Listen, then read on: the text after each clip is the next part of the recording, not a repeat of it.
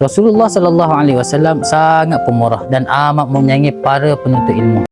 Tahu tak, bulan Rabiul Awal ini bukan sekadar bulan untuk kita perbanyakkan selawat, tetapi inilah bulan terbaik untuk kita buktikan cita kita sebenar kepada Nabi Muhammad sallallahu alaihi wasallam menerusi tindakan kita. Bagaimana caranya? Dengan menghidupkan amalan yang sangat disukai baginda Rasulullah sallallahu alaihi wasallam. Bayangkan sekiranya anak-anak syurga ini dapat menggunakan dewan dan kelas pengajian yang baru, dan ia adalah hasil daripada wang infak tuan-puan hari ini. Dalam keadaan mereka menuntut ilmu dengan selesa, setiap kali dahi mereka sujud ketika solat, setiap bait ayat suci Al-Quran yang mereka hafal, pahalanya tidak akan putus, terus mengalir masuk ke akaun akhirat kita biarpun kita sedang tidur. Pembinaan bangunan kelas pengajian 2 tingkat ini masih perlukan sokongan tuan-puan untuk disiap. Ambil berkat Rabiul Awal, bulan kelahiran junjungan mulia ini, untuk kita sama-sama menjadi pemurah seperti mana Rasulullah sallallahu alaihi wasallam dengan klik Learn More sekarang.